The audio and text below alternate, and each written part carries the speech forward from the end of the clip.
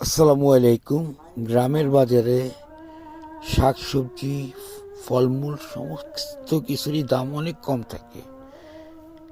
যেমন লাউ শাক আটি 20 টাকা, লাল শাক আটি 4 টাকা, ধনিয়া পাতা কেজি 40 টাকা, লেবু,